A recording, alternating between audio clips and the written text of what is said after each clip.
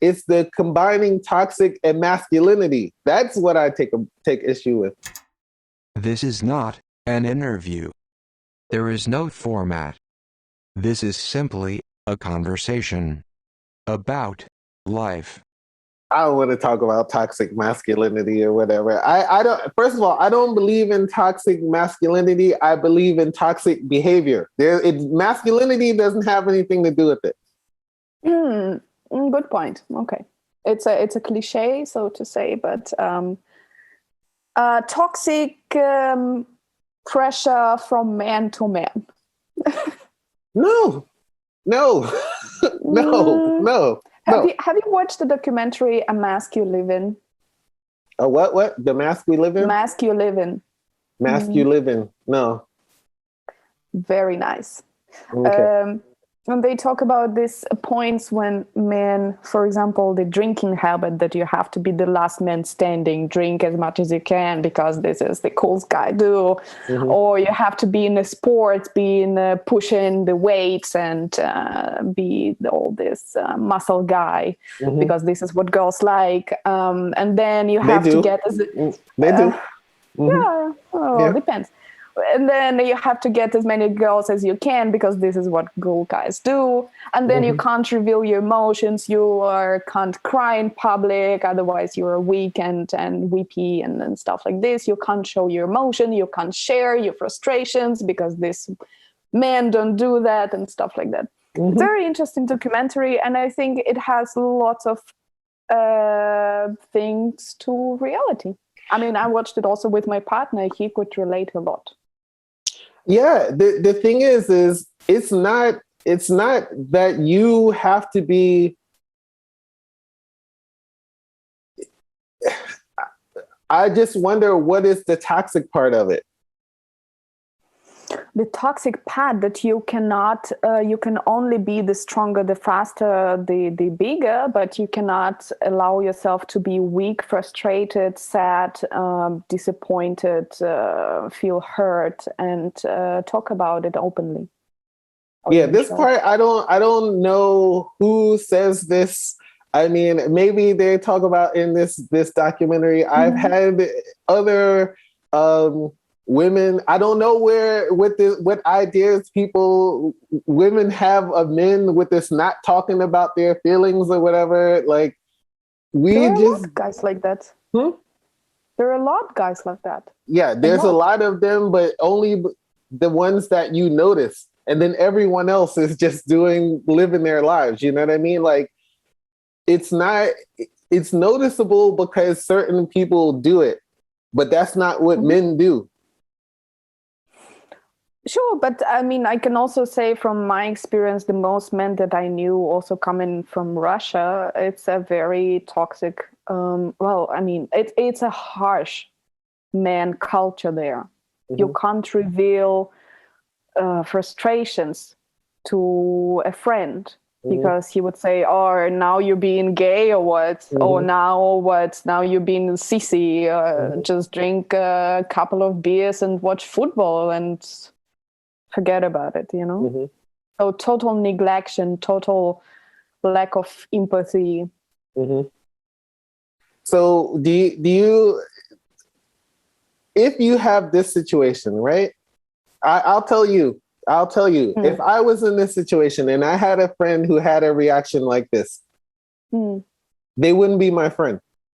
Sure. This doesn't have anything to do with the person being a man. It has to do with that person being an asshole. Absolutely. He can't handle the weakness of another person. He can't handle his weakness.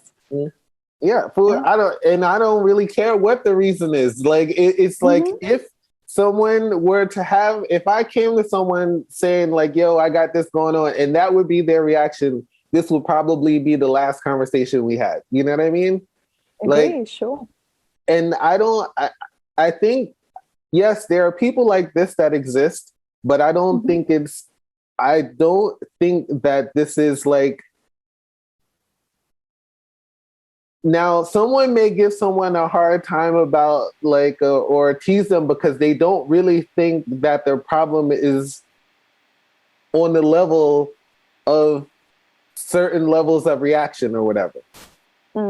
But I think that men, when they interact with each other, and like if a guy is like crying in front of another guy, another guy will usually know, okay, it's serious.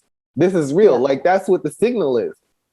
Yeah. But of course, if the guy thinks that something is not, if a guy thinks that it's something that they don't think they should be crying about,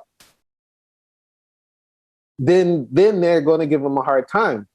And but if you look at a football game or any sports game, you don't think guys come off the field and cry in the locker room?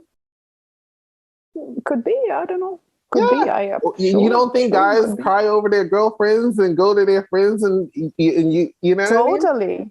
Yeah, so sure. Where's this coming? You know what I mean? But I mean, also observing this from the friends and my partner, the things that they talk to friends is all. I mean, it's all stuff like sports and work and life, but he never discusses things that he tells me. Yeah, that's what exactly. No. This is what this is part of the role that you play in his life. Exactly. But it's also not because he has me, that's why he can talk. If he had me, he wouldn't talk about this to his friends, you know? Yeah, but I mean, it's just the way that it is. I mean, what the thing is I don't think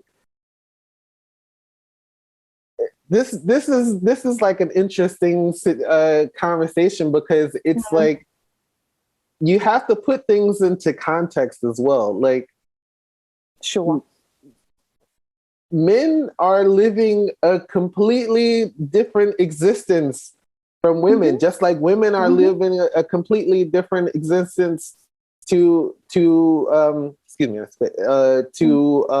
men. And yeah, we understand, like, as we grow up, we understand like power dynamics, you know, that the reason why you can't be soft around other men is because there's always there's like who's the top guy here, you know what I mean? This is what it is. Exactly. But that's not necessarily, I wouldn't say that that's necessarily like toxic behavior. It's just like, if the person, we just know that things fall into a line. This is where I am in this whole situation, and in a different configuration of people, I might be the top guy. This switches all around, but the thing is like, you just don't want to be the bottom guy. And so, and also there are sometimes guys who always wants to be a top. Yeah. And don't accept. But that's them. That's not. This is not having to do with them being men. This has to do with them being them.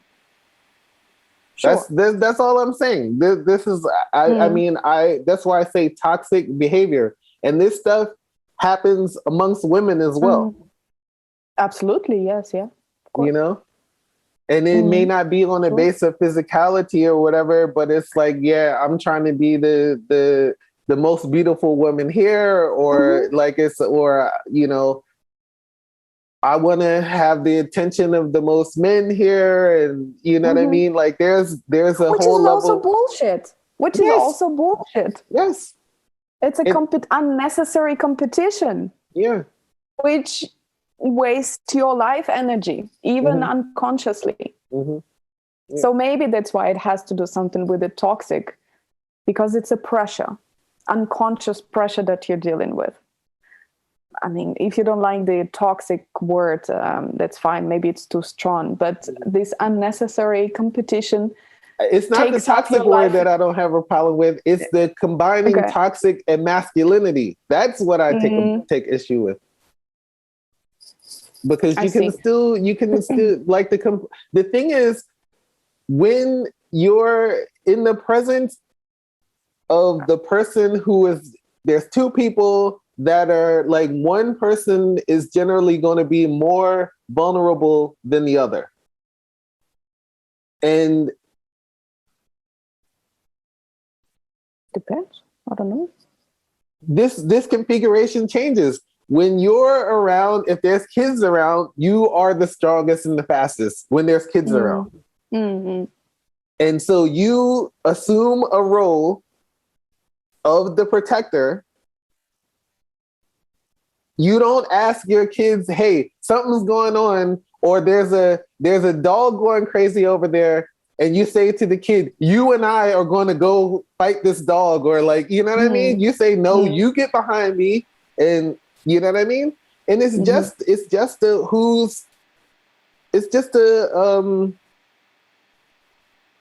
a vulnerability dynamic and a you know what I mean? And your natural inclination is... I don't call it vulnerability dynamic. I call it the leadership dynamic, actually, because I think that you should deal with something you're best at. And if another person is better at something else, that's when he or she should be stepping in.